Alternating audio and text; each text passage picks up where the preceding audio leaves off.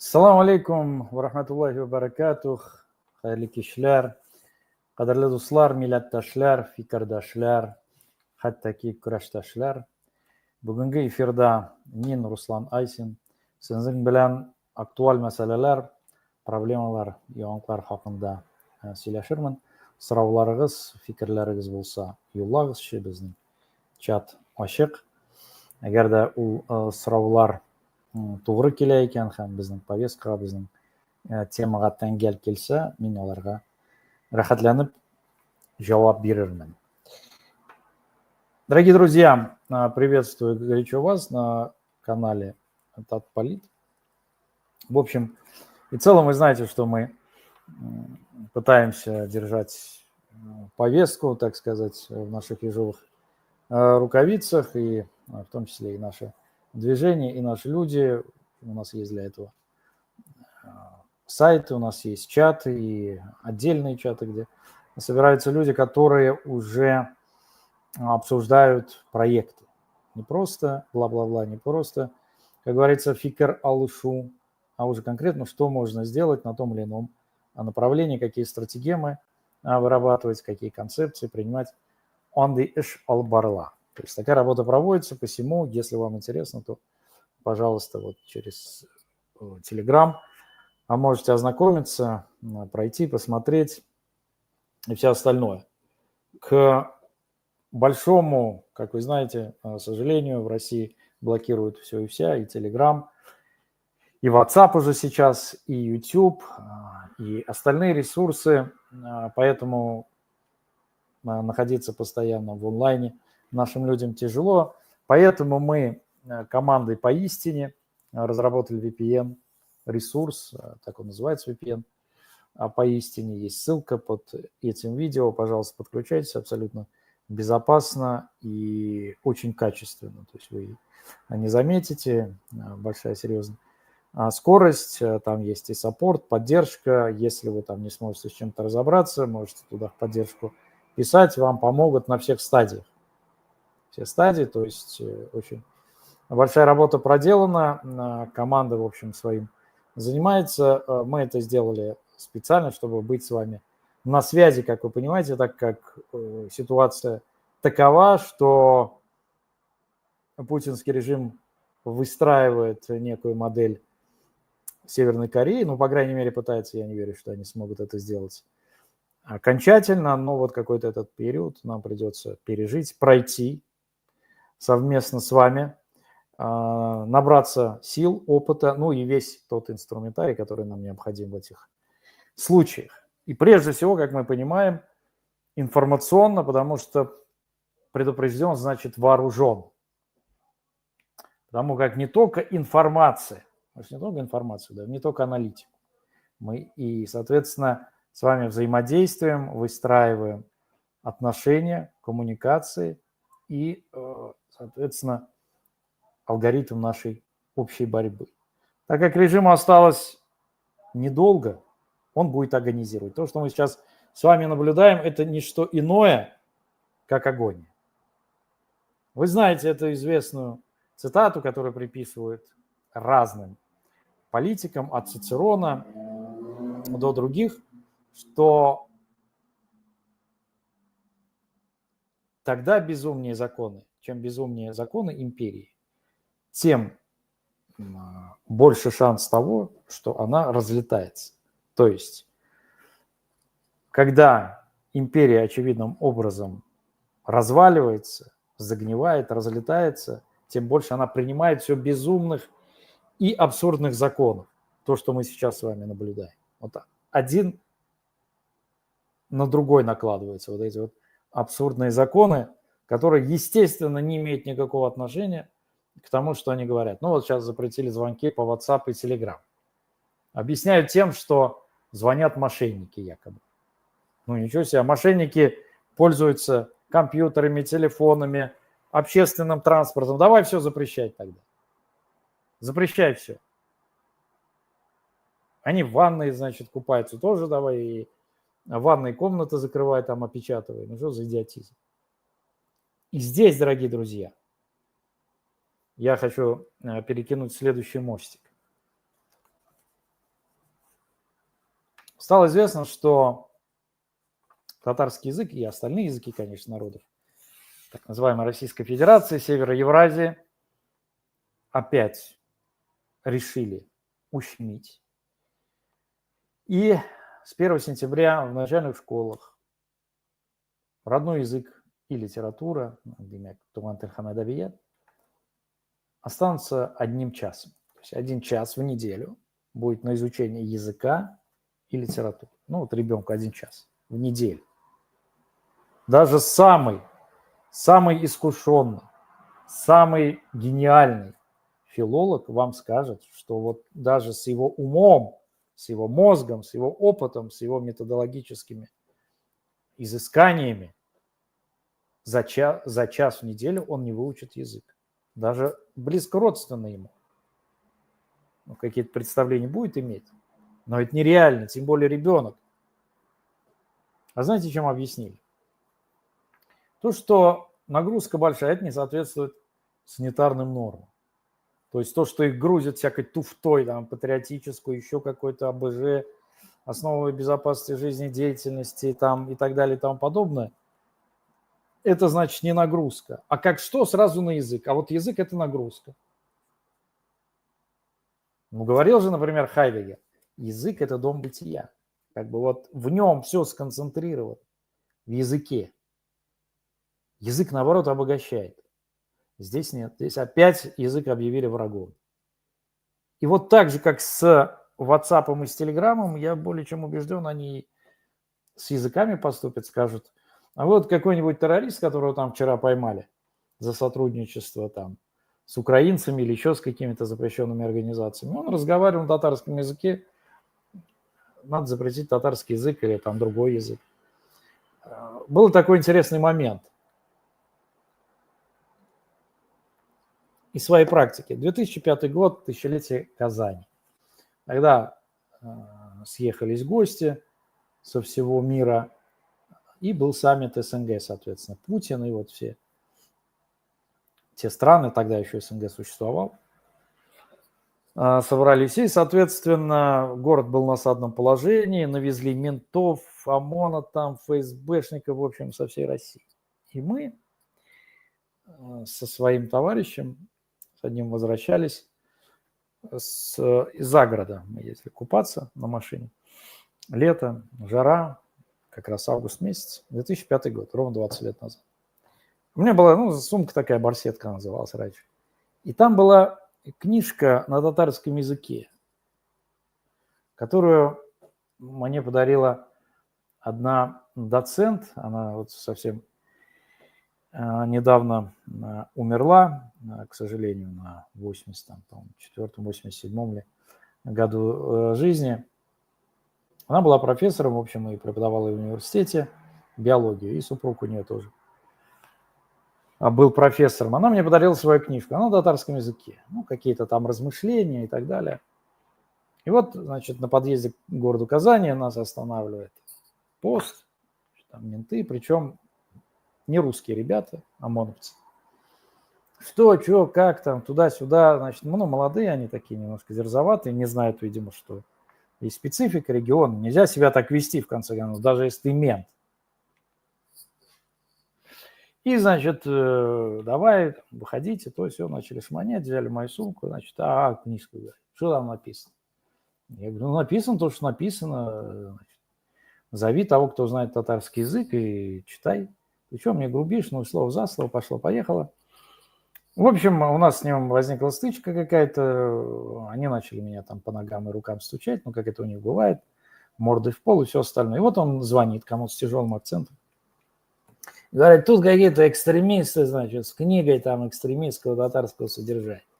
Я смеюсь там, вот, лицо как бы в таких ссадинах, думаю, сволочина, да. Там он говорит, какая книжка там, прочитай, тут, чтобы там подошел другой татарин, сказал, да нет, это простая там публицистика. Вот. Тогда, 20 лет назад, это казалось скандалище. Тогда я позвонил своему другу, он работал в издании «Татар-Информ». Я говорю, слушай, вот не за себя обидно, это ладно.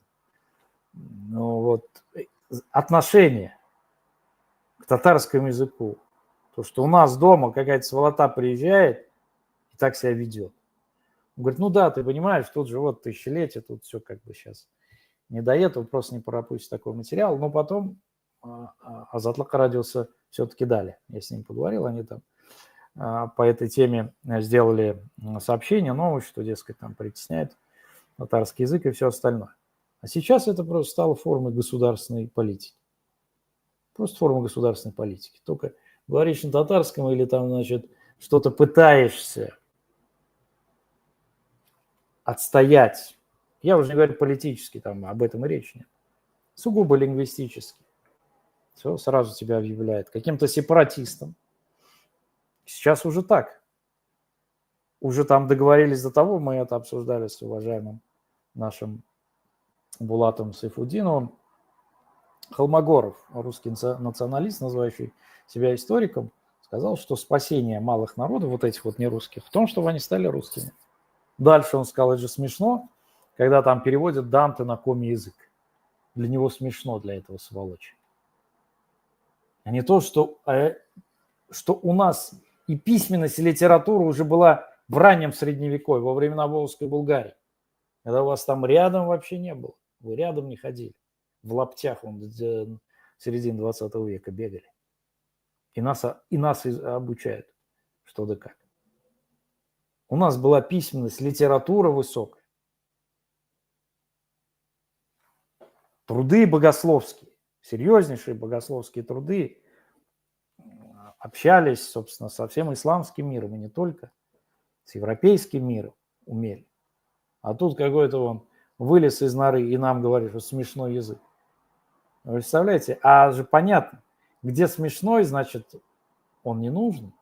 Дальше мы его можем запретить. А что наши там деятели в республике? Ну, промолчали что-то, промычали. Ну, вот 1 час, ладно. И вот так ладно, и дошли до того состояния, в котором мы очутились. Хайван халена кердепитин. Сейчас дальше еще одна новость, дорогие друзья. Вот есть такой союз писателей, Язучилар Бирлиги в Татарстане. Это единственный, значит, союз писателей, который не входил в состав Союза писателей России, но сохранял свою автономность. Уже и Башкортостан там зашел, по-моему, 2 года назад. И вот остался Татарстан. Ну, вы знаете, что Союз писателей, Татарстан, вот там как бы сохранялась татарская мысль, татарская интеллигенция. Аркадий Зайдулла, его председатель. Ну, это вот люди действительно там с национальным образом мысли. Многие из них были лидерами татарского движения национального, такие как Фаузия по Байраму, Айдар Халим и так далее и тому подобное. Ну, сейчас их нагнули. Понятно. Ну, не может быть. Как это? Какой автономный статус еще? Там уже много говорят о том, что это рассадник того, сего. Сейчас они нападают на духовное управление мусульман, очень сильно накатывают. То есть даже вот это духовное управление мусульман, которые встроены практически тотально в систему путинского режима, даже уже они лишние, даже уже они могут быть объявлены врагами народа. А мы предупреждали, что это путь вот этого вот сталинского формата, да, сначала объявляются врагами буржуазия, представители царского режима, дальше меньшевики, эсеры, анархисты, троцкисты, а дальше уже некого же щемить и уничтожать. Дальше система начинает уничтожать близких идейно, уже которые находятся в системе, но еще вот не являющиеся ее частью. И находят левый уклонизм, правый уклонизм, бухаровщина, ну и так далее и тому подобное, да? Буржуазный национализм. А дальше начинает поедать себя, как это было при Сталине. Чистки там в аппарате, в НКВД, в МГБ, в руководстве. Огромные же чистки проходили.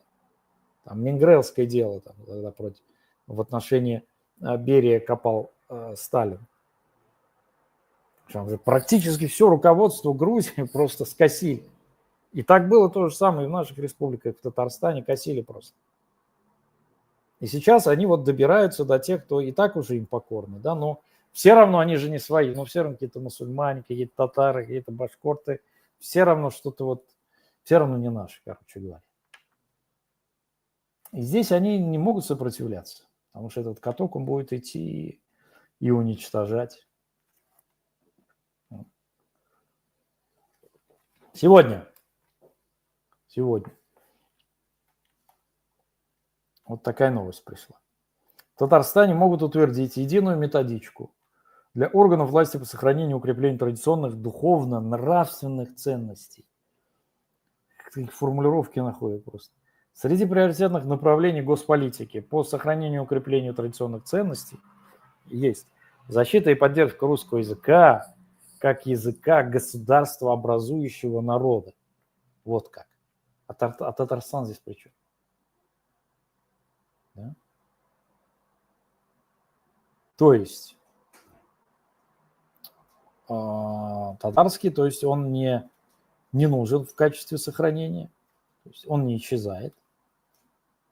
Смотрите, защита и поддержка русского языка как языка государства образующего народа, обеспечение соблюдения норм современного русского литературного языка, в том числе недопущение использования нецензурной лексики, противодействие излишнему использованию иностранной лексики. О чем это говорит? Да вы своих героев видели? Вы своих героев СВО увидели? Они же 3 слов не могут связать. Они же 3 слов не могут связать. Вот же ваши герои. Вот себя от них защищаете. Нет. А мы же понимаем, что стоит за этими формулировками сохранения. Это уничтожение других языков. И все, в чистом виде. Другого варианта здесь быть не может, потому что что там защищать?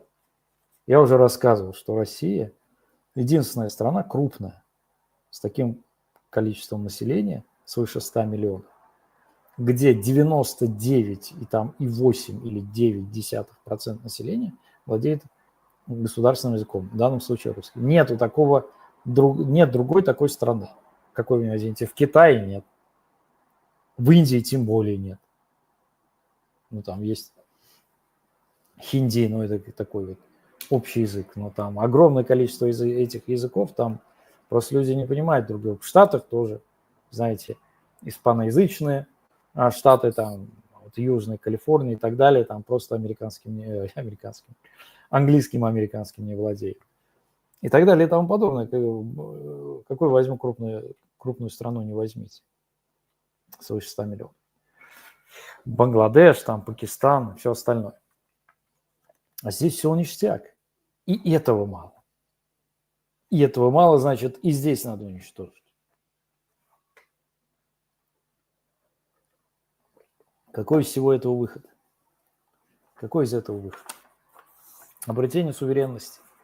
Другой возможности нет сохраниться. Просто уничтожает. Просто уничтожает.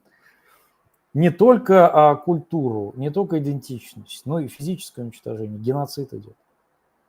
Прямой и непосредственный. Потому что бросают наших людей в войну, как вы знаете, Татарстан, Башкортостан. Лидеры по потерям в войне против Украины. Это сознательно делается. То же самое в отношении народов Кавказа. Зачистка, это по сути зачистка завуалированная, этническая. Дальше. Вы знаете, там, языка лишили, систему образования лишили, интеллектуалов лишили, все там, нет этих людей практически. Те, кто остались, они просто вот вынуждены молчать для того, чтобы сохранить там свободу свою. Я, в общем, говорю там про университеты, еще что-то, это просто неисполнимая мечта вот нынешних реалий. И этого мало. Сейчас заставляют орать я русский, значит, вот этот вот шаман, саман, вот это вот вся гопота, сволота повылазила. А теперь будут требовать, чтобы ты орал больше всех. А если не орешь громче всех, значит, ты враг народа. Значит, ты неблагонадежный. Значит, ты потенциальный враг народа. Так ведь? Сначала можно было критиковать. Потом критиковать стало опасно, можно было молчать просто. Сохранять, как говорили в Совке, враждебный нейтралитет. Но сейчас этого мало. Какой нейтралитет? Это молчи, значит, ты, сволочь, поддерживаешь наших врагов, да? Нет, ты должен высказываться. А сейчас и высказываться уже будет мало. Надо громко высказываться, надо выходить на улицу, орать во всю глотку, что ты их поддерживаешь. Вот только тогда тебе выдадут этот аусвайс, документ о том, что ты свой. Хотя галочку в соответствующих табелях поставят, что склонен к измене и к перемене, как говорится. При этом вы скажете, что нам делать? Просто эти алгоритмы и эти ходы-выходы мы проговаривали не раз и не два. Это объединяться, прежде всего, крепнуть между собой, заповедовать между собой правду, истину, да, помогать друг другу. То есть собираться, да, действовать перпендикулярно этой системе, соприкасаться меньше с ней, да, сохранять в целости свои мозги, свою душу, заниматься самообразованием, духовным развитием. Как я уже говорил, помогать друг другу, создавать вот эти вот сети, горизонтальные связи. Жить как махалля системы Савулара. То есть, да, вот махалля, вот татар за что сохранил? Махалля дореволюционная. Система самодостаточных, национально-духовных общин. Были свои богатеи, меценаты, интеллектуалы, свои имамы, школы, мактабы. Все это содержалось на их счет, государство ни копейки не дало. Да, сейчас, конечно, ситуация сложнее, потому что сразу прибегут соответствующие службы, но это можно сделать и чуть по-другому, завуалированно. Есть частные школы, есть там то, что называется воскресные школы, там при мечетях, еще что-то. То есть максимально не соприкасаться с системой. И вырабатывать стратегему и подход к сопротивлению. Сначала внутреннему. Да, внутренняя миграция, но она очень важна.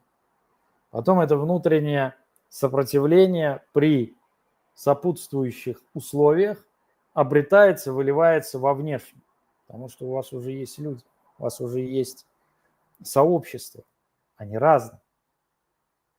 Есть политическая доктрина, ее необходимо разрабатывать, эти документы.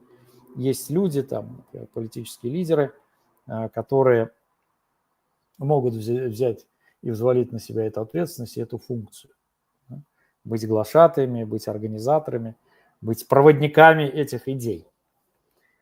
Потому что не сегодня-завтра система-то рухнет. И надо быть готовым к тому, чтобы не упустить эту возможность, чтобы взять власть, чтобы восстановить суверенный статус и все остальное. Это может быть короткий период, очень короткий. Вы знаете, что сейчас время воспринимается совсем по-другому, чем 100 лет назад. Субъективно время ускоряется. Что, кстати говоря, соответствует хадису нашего пророка, саллаллаху алейхи вассалям, о том, что к концу времен время будет ускоряться. Время ускоряется, потому что объективно, субъективно время – это субъективные вещи. Оно связано как бы с событийным рядом. Вот то, что раньше быт и хозяйственная деятельность не менялись столетиями. Ну, как вот сахой пахали, так и там, в 15 веке пахали, так и в 20 веке пахали. Ну, мало что менялось, как вы понимаете, да? А 20 век – это уже ускорение технологического развития, технологии, интернет, коммуникации, искусственный интеллект. Уж как бы вот за год меняется столько всего, что в иные за столетия не менялось. Поэтому человек, он как бы ускоряется, он считает, я не успеваю, ему нужно куда-то бежать. Вот белка в колесе, чем ты быстрее суетишься, тем быстрее это время проходит. Недаром у татар говорят, ашару шайтаннан. То есть вот эта вот суета, суетливость от шайтана, от дьявола. Необходимо постоянное такое фундаментальное отношение к реальности и к жизни. Вот не говорит о том, что ничего не надо делать. Конечно, нет. Но мы сами, вот, организаторы нашего внутреннего времени. нашего внутреннего пространства. Соответственно, вот подходить очень системно, оно необходимо, жизненно необходимо. И дальше по всем отраслям Татарстан и татарский народ, который, как вы знаете, является дисперсным народом, то есть татары один из немногих народов, который проживает за пределами Татарстана. Ну, условной вот этой вот матрицы, да, своей территориальной. Хотя вы знаете, что я считаю, что Татарстан, он шире и больше татарский народ, чем Татарстан. Татарстан – это как бы вот такая, да, небольшая территория, а так-то 75% татар проживает за пределами Татарстана.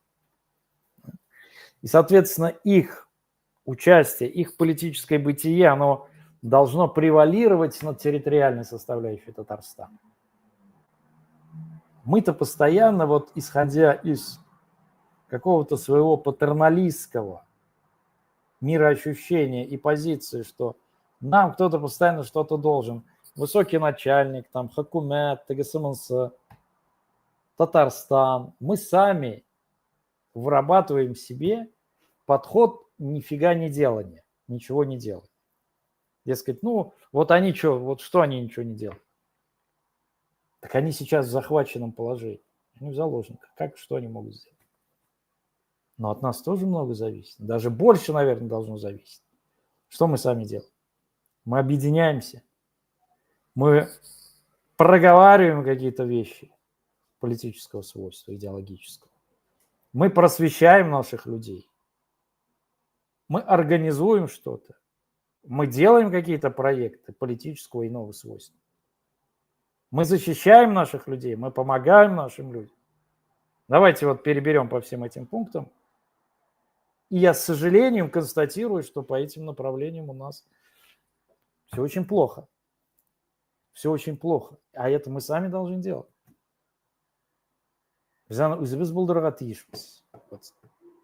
Не надо ждать, что там прилетит друг Бабай на голубом вертолете и бесплатно покажет в кино. Не прилетят. Они воспользуются ситуацией, когда она случится, когда все это начнет разваливаться, как я сказал. Но мы-то должны сохранять идентичность, рух, дух. Делать что-то, в конце концов. Не быть пассивными, потому что под лежачий камень-то, дорогие друзья, и вода не течет. Вода не течет. Если ничего не делать, ничего не случится. Поэтому надо быть активными, надо быть деятельными. Я с гордостью смотрю на наших братьев, там, кавказцев, например. Они активны. Они какие-то проекты пытаются реализовывать. Да, что-то не получается, где-то что-то наивно, но это хотя бы что-то, это хотя бы деяние, амаль. И мы должны перейти из фазы говорения в фазу чего-то делания. Потому что технология там достаточно простая. Сначала рождается фикр, мысль, затем ее проговариваешь, артикулируешь или прокламируешь, откуда слово реклама, кстати, да? И дальше на основе нее рождается некий проект. Вот этот проект формируется, обозначается, кашеляр жила, то есть люди объединяются, и дальше они работают над реализацией этого проекта. Вот такая цепочка. В этой цепочке все составляющие должны быть. Иначе, если одной цепочки не будет, вся конструкция, к сожалению, мало жизнеспособна. Поэтому я считаю, что мы должны, конечно, объединяться с нашими друзьями, братьями, с представителями народов. Те, кто, так же, как и мы, озабочены теми же самыми проблемами, которые хотят сохраниться в условиях террористического режима путинского, вот этого вот рашизма сумасшедшего, который просто хочет, он уничтожает всех и вся. У него задача уничтожить. Просто. Ну что мы же должны сопротивляться. Опять-таки, вот хорошая поговорка есть у татар, да? Перед тем, как упасть, хотя бы стрельни. Да? Вот стрельни, сделай хотя бы что-нибудь. Последний свой акт. Согласюсь, как говорится, последнее слово. Мы выработали, к сожалению, у себя не очень, я считаю, хорошую характеристику, качество. Такого хитрого позиционирования, да, очень долгого принятия решений. Это хорошо, конечно. 7 раз отмерь, 1 раз отрежь, слов нет. Но когда это превращается в форму уже жизни, то есть, ну вот я буду смотреть, как оно там все будет развиваться. А это проигрышная стратегия, Руслан. Абсолютно проигрышная. Мы должны от этого отходить, потому что настанет время, когда именно активная позиция, именно продвижение, именно экспансия наших идей, задач и целей станет ключевой в победе. Как я уже сказал, оно небольшой вот такой вот промежуток времени, вот чуть-чуть дверь откроется, да, чуть-чуть буквально, сквознячок такой, и надо будет в него протиснуться, иначе она захлопнется опять. Окно возможностей называется. А что это значит? Знаете, когда это окно возможностей будет и действовать, это значит вырабатывать стратегию, это значит уже быть подготовленным. А если ты не подготовлен, то, конечно, скорее всего, прошляпишь. Ну что, дорогие друзья, если есть вопросы, пожалуйста, пишите, я с удовольствием на них отвечу. Так, Рафисабы Кашапов yazады. Татарларны азатлык байрагы астында бирләштерү өчен татар оешмалары лидерлары нәрсә эшләргә тиеш? Дальше он, по-моему, да, дубляж на русском языке. Чтобы объединить татар под флагом свободы, что должны сделать татары, лидеры татарских организаций? Хороший вопрос. И, как я считаю, практически ключевой, в практическом смысле. Должна быть общая идея, бесспорно. Мы ее должны формулируем уже, и Рафисабы команда самых Теркемеда Буен Элиште активы шли, жидди шли. Значит, что мы должны делать? Объединить свои усилия. Я считаю, что должна быть определенная шура татарских организаций с представителями татар, которые проживают в разных континентах, станем на связи с ними, и многие, практически все соглашаются с этим и готовы работать. Соответственно, это уже даст нам толчок, потому что, опять-таки, татарда яхше накаль бар. Кенешлир торкалмас. Дом, где советуются, да, совещаются, он не разрушится. Это очень важная вещь. Мы должны сейчас, как никогда, почувствовать себя единым организмом, единым целым. Есть какие-то, да, противоречия, это естественно. Это нормально, от этого никуда не уйдешь. Не надо думать, что вот, ну вот у нас столько противоречий, значит, мы не сможем сесть за один стол переговоров. Да уберите эти противоречия, это же есть простая технология. Вот есть у вас противоречия. Мы сели и выяснили, что вот ты по этому пункту не соглашаешься, я по этому. Все, англаштык, селяштык, тамам. Убираем эти противоречия в сторону. Все. Мы их не касаемся. До момента, когда мы решим свои задачи, возьмем власть, возвратим суверенитет, азатлак, и вот тогда мы с тобой сядем и вот по этим противоречиям будем работать. А может и разойдемся. И такое может быть. Но вот сейчас давай их не будем трогать, потому что они нашему делу будут мешать. Вот эта вот фитна, она, значит, будет вот такой занозой сидеть. Убираем. Этап заново. Все. Очень просто. Воля нужна, воля к этому. А дальше, значит, вырабатываем вот эту вот общую стратегию, нишлярге. Распределяем функции, обязанности, кто чем занимается, кто чем может помочь, кто на каком направлении себя проявил. Кто-то говорит, я там могу образовательной линии, кто-то говорит, я там информационно-просветительской, кто-то говорит, мы в политической, кто-то говорит финансовой, кто-то говорит организационной, кто-то говорит дипломатический, я могу там, у меня связи, ТГСНС. Вот, и как бы распределяется уже вот таким спрутом действия. Организующая сила обязательно должна быть. Они сохраняют свою субъектность, вот автономию.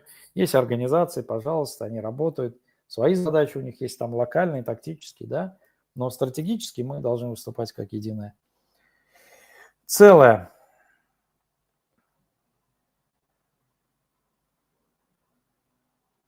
Golden Middle.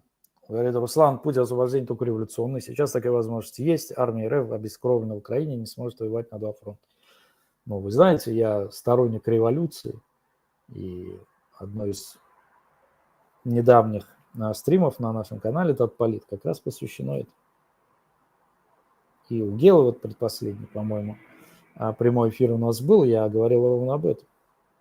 Гела даже был немножко удивлен, он говорил, ну, как бы, у тебя серьезный замах, а как еще? Революция. Только революция в том смысле, что глобально надо действовать, потому что мы большой народ. У нас есть братские с нами народы. Казахи, башкорты, узбеки, кыргызы, тувинцы, чуваши, кумыки, кавказские братья, вайнахи и так далее, и так далее. У нас нет между ними противоречий. Мы можем выступить едино организующей и революционной силой. Что такое революция? Революция – это акт безусловной воли. А сила которой ломает любые преграды. Любые. Ничто, знаете, как лава, которая идет, вот вулканическая. Это же мощно. Ее ничто не сдержит. Хоть ты там бетонное ограждение ставь, она сметает. Она вроде идет, вот спускается, да, со склонов, например, вулкана. А дальше-то она относительно медленно течет, но в ней заключена такая сила, такой куэт, такой power, что ничего вообще не в состоянии противостоять. И, собственно, слово «краток», это же греческий «кратус», сила, власть. Тут вот что такое революция. Это извержение энергии. Так, какие еще у нас вопросы есть? Ну, Татарстан независимое государство, 92 года, Россия незаконно ущемляет право татарского народа, оккупировав независимую республику, угнетает татарский язык. Ну, так и есть. Кстати говоря, 30 августа будет 35 лет ровно о декларации о независимости Республики Татарстан, государственной независимости. 30 августа это случилось 35 лет назад. Большой срок, очевидцы и свидетели этих событий живы. Кто-то, понятно, в Татарстане. Я более чем убежден, что там все это власти попытаются всмять. Ну, вы знаете, сначала День Республики объявили, а где-то до начала путинского правления это было, я помню, да, бәйсезлік, суверенитет, вот все это отмечалось. Мы жили тогда вот в самом центре Казани, кто вот знает, Казань-Булак, вот непосредственно, как бы Тажиризат, Булак Кисишкан Жирдая. И там вот это все гуляния были, значит, выступления, везде вот эта вот символика, очень так хорошо все было. Потом пришел Путин, стал День Республики. День Республики. А потом уже вот с 2005-го его сделали вообще Днем Казани. Вообще как бы унизили вот до этого статуса. Ну, потом вроде вот под давлением общественности как бы соединили опять Татарстан, Казань, День Республики. День Казани, но а солдаты это же не День Казани, не День Республики. Что значит День Республики? Это тупое вообще определение День Республики. А Ночь Республики. Что, мы индусы, что ли, у которых есть День и Ночь Брамы? Нет, конечно. Есть конкретная историческая дата. Конкретная. День принятия Декларации о государственной независимости Республики Татарстан. Все.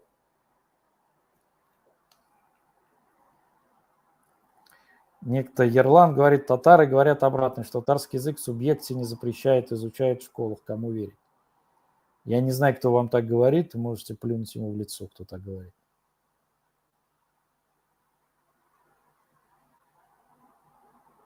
Да, вот Ага пишет, Ерлан, татарского языка нет ни в школе, ни в садике, ни в университете, он запрещен. Все верно.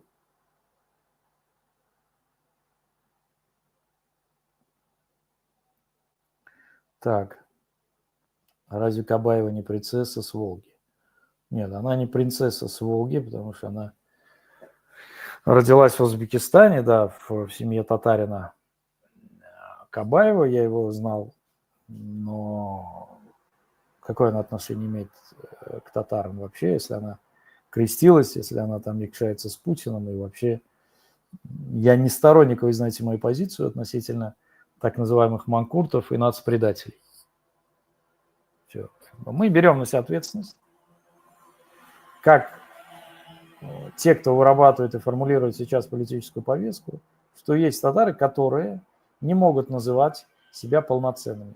В чем смысле? В каком смысле? Я не говорю в этническом. Да? Конечно, он по рождению, там, мама, папа, но в политическом плане, вот я предлагаю размежевать эти два понятия, политические, они не относятся, потому что политически они относятся к путинско-шовинистическому миру. Все. Этнически, да. Но мы как бы сегрегируем этнические там происхождения. Ну, мало ли что там, какие происхождения. Есть прекрасная книга «500, значит, тюркских татарских фамилий, да, среди аристократов. Там начинают Праксина, Кутузовы, Юсуповы, Карамурзы и так далее. Ну что, а кому они служат? Кому они служили потом? Какой от них толк нам, если не вреда больше?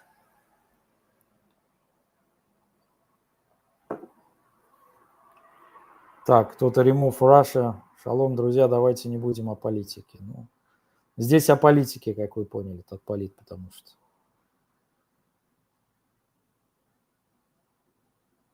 Так.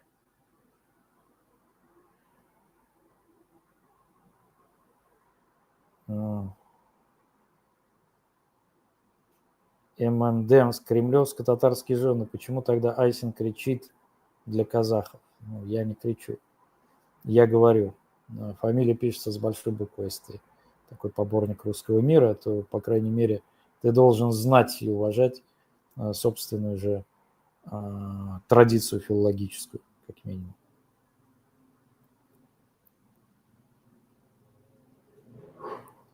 Так.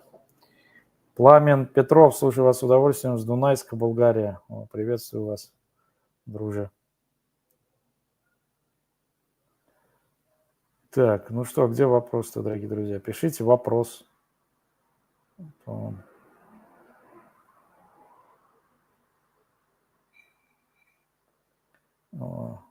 Опять Серик Буран, известный писатель русского мира, что Россия нам, казахам, всегда помогает и поддерживает. Да, наверное, Шаршилык тоже помогал, да? Хорошая помощь была, когда несколько миллионов казахов просто уничтожили. Продолжай дальше, парень.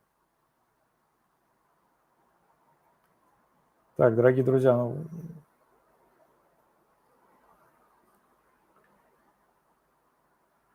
«Ежик в тумане», конечно, чечен.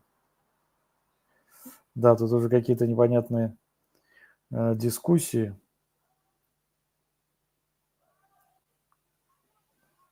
Ладно, надо будет нам провести тогда чистку, да, всех этих оргов и орков. Да, это мы сделаем обязательно. Ну что ж, дорогие друзья, если, в общем-то, нет у вас хороших, вообще, если нет вопросов, то да, сейчас мы скажем. И этого Серика, который здесь серит, мы, естественно, уберем, да. Сегодня просто у нас нет админа, поэтому приходится самому работать. Так, вы читали «Голос башкир». Кажется, что он против татар. Нет, не читал. Не знаю, кто такие. Я считаю, что башкиры не против татар. Я рассказывал, что и говорил, что с Русланом Габбасом у нас была недавно встреча, и все. проговорили. Мы считаем, что у нас общие цели, задачи, мы братские народы, ближе, наверное, нету. Посему мы не можем идти на поводу каких-то провокаторов и сейчас в этих тяжелейших условиях выяснять какие-то отношения, там, абсолютно бессмысленные вещи, как вы понимаете, даже вредоносные. Редик, Шаркас, Русланбек, как насчет того, чтобы начать создавать новые дефиниции вместо стоявшихся русско-мирных, например, не русский язык, а евразийский? Да, почему нет? Вопрос о трансформации определений, и он, да, в какой-то степени программирует реальность здесь, стоит сказать. В будущем, как думаете, где должна быть столица Татарстана? Я вообще сторонник нескольких столиц, у меня насчет этого есть и видео, так как мы в том числе наследники кочевой великой традиции. Вы знаете, что у кочевников, у тюрков было несколько столиц. В Золотой Орде до сих пор, например, не найдена столица. Одна из первых Итиль, где-то вот в низовьях Волги. Посему несколько столиц. Для чего это нужно? Для того, чтобы не было, во-первых, узурпации политической, для того, чтобы в случае каких-то катаклизмов и происшествий столица не была захвачена, соответственно, парализована вся жизнь. Есть интересная такая книжка, автор Шарапов, там, который написал про 4 столицы. Ну, у него там в советское время он писал, значит, 4 столицы. Там, Киев, Москва, Владивосток и, там, и Пекин, что ли, вот как-то вот так вот. Нам нужны свои столицы, то есть объединившись в большое пространство, даже, может быть, на территории там дружеских народов, потому что и Казань близка, понятно, и Оренбур, и Уфа, и Сартау, то, что называется Саратов, и Самара, и Сембер, и Нижгар, и даже Москва. И особенно там Рязань, то есть это где Касим, Касимовское ханство, вы знаете, было до 1681 года, где до сих пор проживают касимовские татары.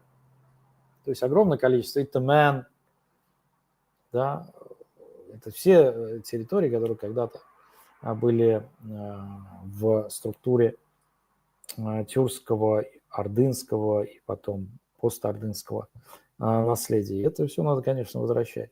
Но это опять-таки вы подняли хороший вопрос. Он говорит о том, что необходимо нам предлагать соответствующие концепции. Обсуждать, дискутировать, спорить – это нормально. Условия есть, да? Но без них нам будет тяжело. То есть это вот интеллектуальный бульон, то, что называется махит, да, среда, она должна быть, вот этот вот интеллектуальный бульон. Разные, пусть идеи какие-то несусветные, но все равно это создает вот это вот бурление, бурлеск. А Суазлахта в болоте, почему вот это вот ура-патриоты рашинские, они вот это болотистые живут? Что такое болото? Болото, там ничего не происходит, все, гниль. Вода стоит, она начинает, как вы сказали, сначала цвести, потом загнивать, подтухивать. Да? Потому что нет ни родников, нет, ни движений, ни течения нет. Вот это вот им нравится, вот это вот болото. Вот эти топи, трясины, они вот там вот балдеют. Нет, а нам постоянно нужно движение. Опять-таки есть хорошая пословица на этот счет. Харакет теверекет. В движении благоденствия, да, в движении, ну, движение жизни, там, то, что говорили римляне, не перпентум мобиле.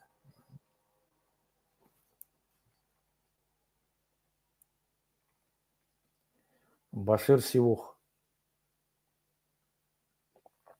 Русланбек, вы бывали в Башкирском Урале? Я просто слышал, что там общее настроение против татар, но, надеюсь, это не так.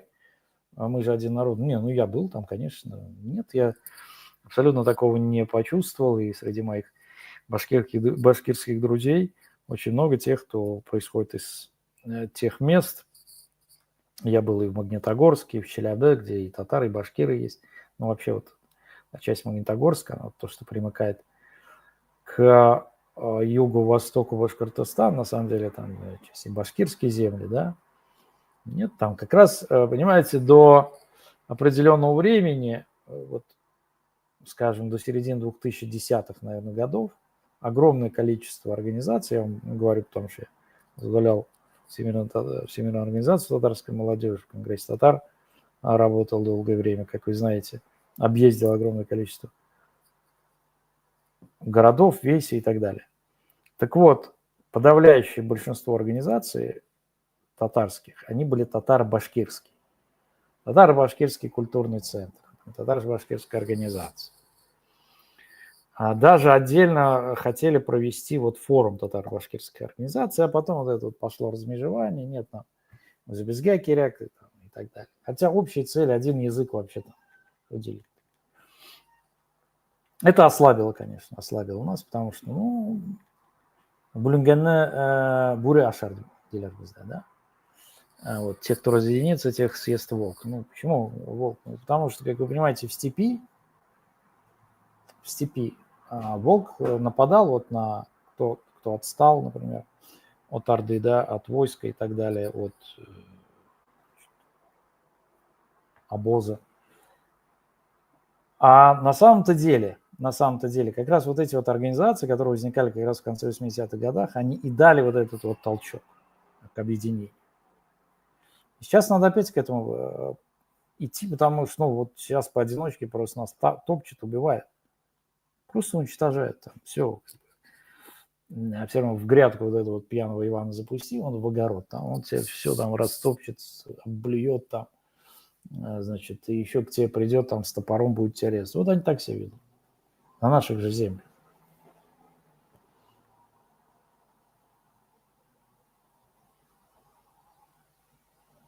Так.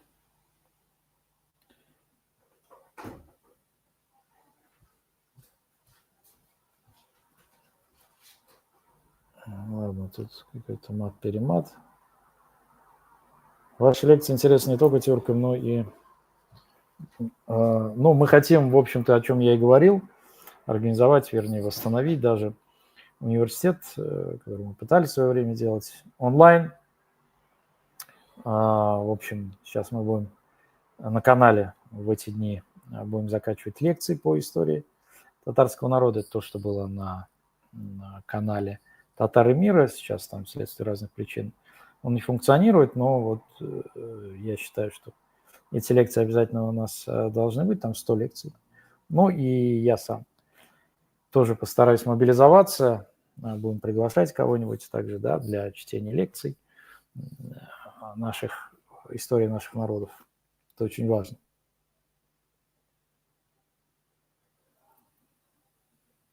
Руслан, почему не создает представительство Татарстана в ООН и ОБСЕ, как это делает Ичкерия, и работать с Верховной Радой и ЕС о признании независимости Татарстана, как они признали Ичкерию?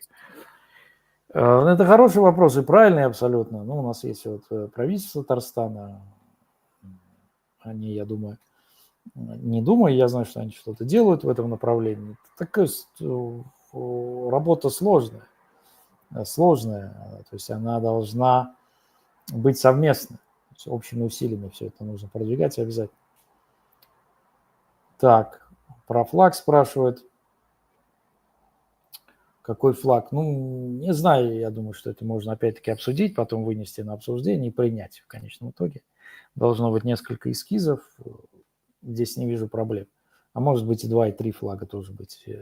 Почему нет? Почему, если есть 2-3 столицы, может быть 2-3 флага там. Государственный условно, там национальный может быть, исторический флаг. Так. Ирик Дельмухамедов, здравствуйте. Как вы думаете, насколько близко в случае независимости Татарстана мог сблизиться Казахстан? Татарстан через историю особо не получалось. Я считаю, что сейчас возникла такая возможность, и, вернее, такая необходимость. И обязательно нужно создавать конфедерацию. Татарстан, Башкортостан, Казахстан и дальше с остальными дружественными братскими народами. Я за конфедерацию, как вы знаете. Я не за обособление. Я за создание широкого поля, широкого пространства воли народов.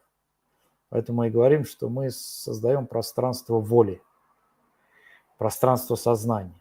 То есть мы должны предъявить миру абсолютно новую форму сожития политического. Не вот эти вот гнилостные бюрократии государства, а как бы новые, вот, подлинные на основах справедливости, веры, наших ценностей и взаимоуважения. Это тоже серьезная такая концептуальная философская работа должна быть проведена.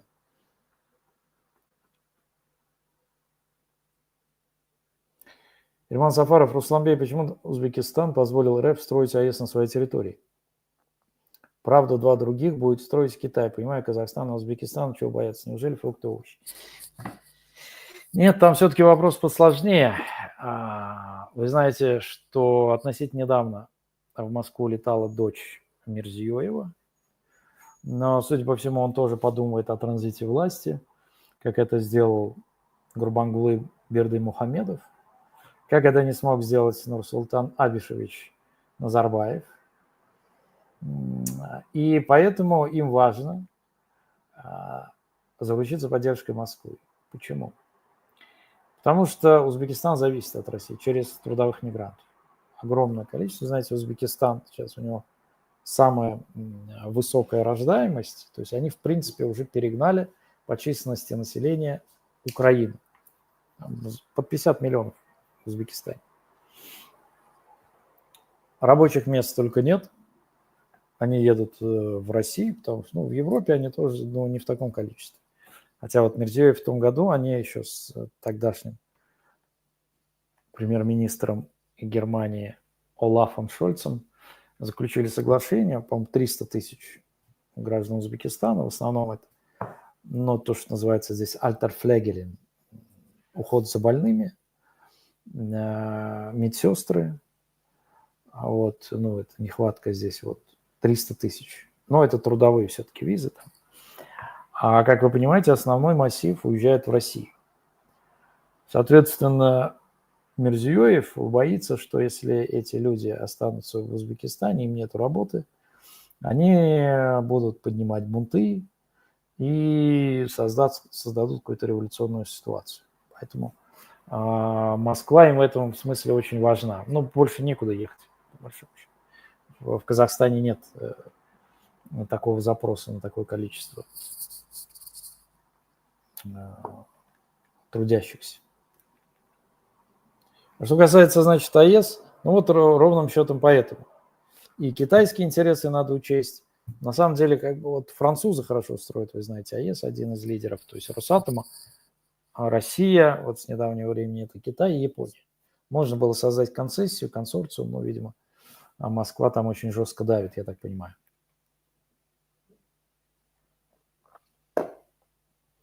Ерлан, казахи, нагая, каракалпаки, татары, башкиры, кумык, карачаи. Очень близкие народы. Да, абсолютно. Язык практически один там, что говорить-то. Так, что там,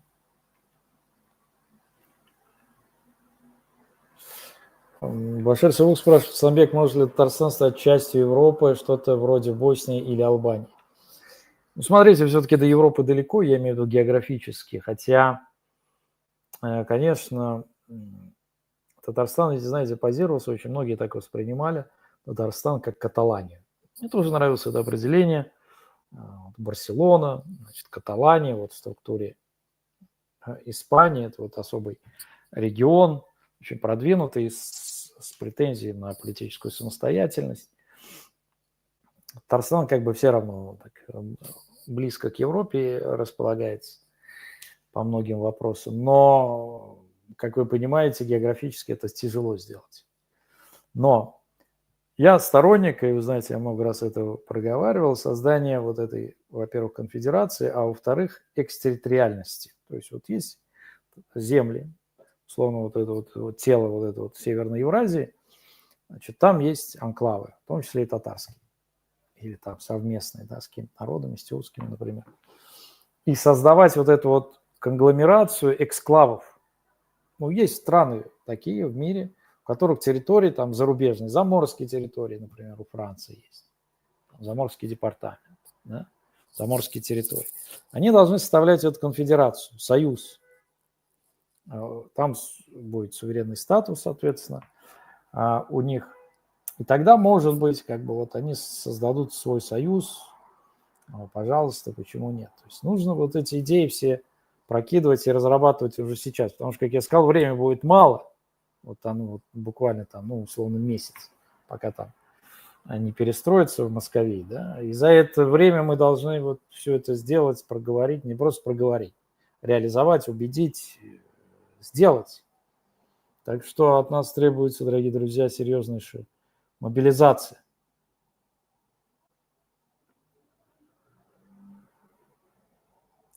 Как думаете, когда все начнется рушиться, нам нужны аскерler разных городов, чтобы взять власть в свои руки для защиты? Albatta, albatta. Asker kerak bo'lajak qurol, milliy ham harbiy liderlar.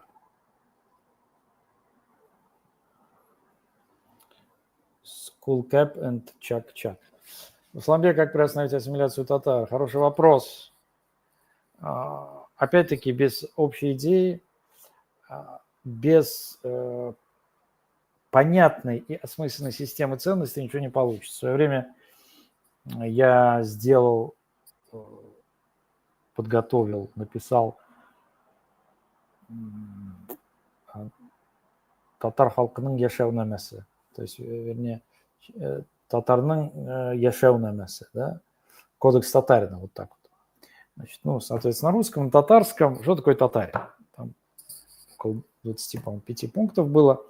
Ну, в свое время и Достоевский это делал, и Безнам Ақсақаллар, да, там, мархум Туфан аға Абдуллин, Кадаварой, да, еще у кого-то. Для чего это нужно? Не только ради красного словца, что называется, да, а просто объяснить, что такое вот татар улкен. А вот у нас так очень легко относится, вот есть же кодекс, он должен быть. Значит, там у чеченцев есть кодекс. У других народов тоже отчасти. Даже там, вы знаете, у пуштунов есть пуштун-вали. Ну, такое, что такое вот там пуштун? И без этого там я написал там, кто такой, там, человек, верующий в единого Бога, татар, и так далее. 25 пунктов. То есть вот, чтобы человек хотя бы представлял. А то он считает, что, ну, вот я там по какому-то своему этническому происхождению татарин, а дальше мне плевать вообще. Плевать, никакой ответственности не несу. Это и есть, потому что нет общей базы. А без теоретической базы практически что-то тяжело делать. В конечном итоге, поэтому мы и настаиваем.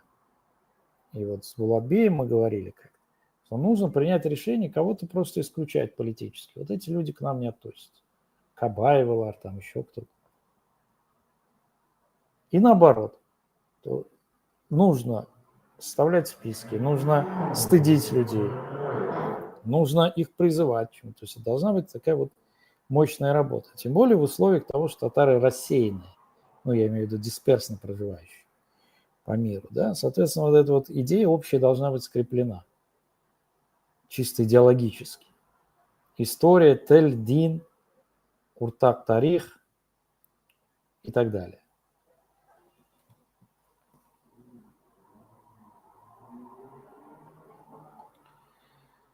Да, спасибо, дорогие друзья, за теплые слова. До революции наши ханы приглашали татарский мул для обучения детей и ведения переписки с русскими. Ну, это было, да. Сейчас-то понятно, что братья-казахи в другом положении. Я много разговаривал с нашими братьями, они говорят, что да, в свое время вы нам помогли, теперь мы должны помочь, мы, в общем, должны за вас взять эту ответственность, да, потому что ситуация кардинально поменялась, соответственно. Вот если мы будем чувствовать общность друг друга, согласие, объединение, тогда нам ничего не грозит. В конечном итоге, если мы все объединимся, кто там, какая Москва, что скажет? Пикнуть побоится. Смотрите, какая сила. Кавказ и Даль-Урал. Дальний Восток, народы Севера, братья там, казахи, кыргызы, узбеки. Все тут, представляете, какая мощь пассионарная. Они не пискнут просто. Ну вот мы пока не можем выработать эту концепцию, платформу политическую. И они этим пользуются, потому что это же империя. А империя, как вы знаете, опирается на главный принцип. Разделяй властвуй, divide et impera. Вот делай все, чтобы они не объединились. Империя так действовала, Рим, ну, классическая, да, мы же берем ее как за образец по факту. Недаром Москва называет себя третьим миром, Римом, как писал там Филофей, третий мир, но а четвертому не бывать. Что они делали? Они же не превосходили численно римский легион. Вот это когда пошли громить этого Вельцинвицерикса или какого на территории Франкии. Их же там до миллиона было. Они проиграли, потому что империя была хорошо организована. Они вносили фитну, несурядицу в их ряды, там рассекали и так далее. Те были плохо организованы, и все. Вы знаете, если сейчас позволите, если, дорогие друзья, у вас есть время, то я сейчас зачитаю вам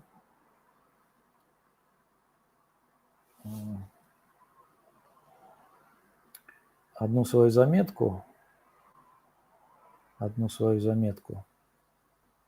как раз очень хорошо характеризующую то, что я сказал. Сейчас, секунду, найду. Так, ну что такое-то?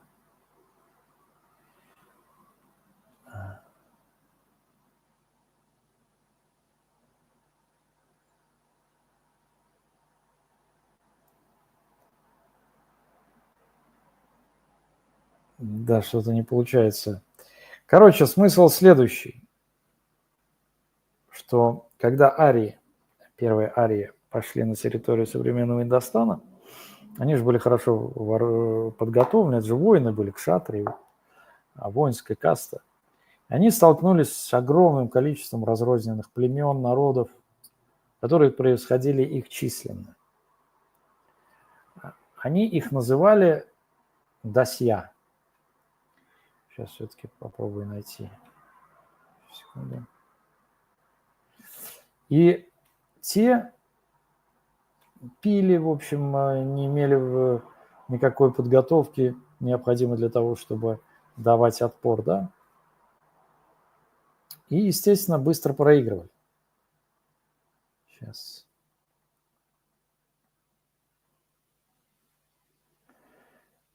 Так, это мы обязательно найдем. Сейчас, секунду. Вот, нашел. Когда арии вторглись на территорию современного Индостана, то они без особого труда подчинили тамошних аборигенов, хотя последние численно превосходили их. Местные дравиды, вот местное население южное, вот эти вот черные, это вот и есть дравиды, которые потом стали большей частью низшей кастой, шудрами и бескастовыми, так называемыми аварными.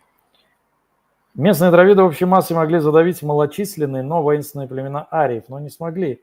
Арии презрительно относились к местным, которых они называли дасья, разбойники или демоны. Они были неорганизованы и инертны, трусливы и пассивны, что мешало им дать полноценный отпор грома. Так назывались боевые отряды ариев, грамма. Такие, значит, концентрирующиеся, да, вот эти вот наиболее такие гренадеры, скажем так, как у Карла XII. Даже когда дасья и пытались противостоять завоевателям, то долго собирая для этого целую армию. Они, несмотря на многочисленность, терпели одно поражение за другим от грамма, которые пугали врагов своей хитрой тактикой, смелостью, молниеносным наступлением колесниц и меткой стрельбой из луков. В рукопашном же бою они превосходили дасья своим умением орудовать тяжелыми топорами, молотами и мечами. Это презрение, сохранившееся в виде преданий ариев, закрепилось через порабощение дасий. Они стали слугами, шудрами. Четвертая каста. Как всегда, горе проигравшим. И второе важное заключение. Порядок и целеустремленность – залог успеха в борьбе с превосходящим в числе врагом. Масса инертна, нерешительно, пребывает в сомнении. Поэтому важно не количество, но качество. Малый отряд верных становится центром в водовороте хаоса. Вот из истории очень много таких вещей, как сподвижники пророков. Были вот во всех отношениях, меньше ресурсов не было, но ими двигала вера и идеи, соответственно, и презрение к смерти. Так что все это, дорогие друзья, все это мы должны обязательно взять на вооружение, чтобы, иншаллах, обрести свою свободу, скинуть узурпаторов, завоевателей и утвердить и восстановить историческую справедливость. Только так в борьбе, как говорится, обретешь ты право свое. Башка волны, кадр ислам. Спасибо вам большое, дорогие друзья, братья и сестры. Я думаю, что мы общими усилиями, самое главное, с правильным намерением, с правильным ниятом, сможем одолеть, иншаллах, любые трудности. Всего вам доброго, берегите себя, обязательно победа будет за нами. И наш VPN поистине обязательно подключите, потому что это безопасно, эффективно и, самое главное, часть нашей общей стратегемы. Всего вам доброго. Ассаламу алейкум.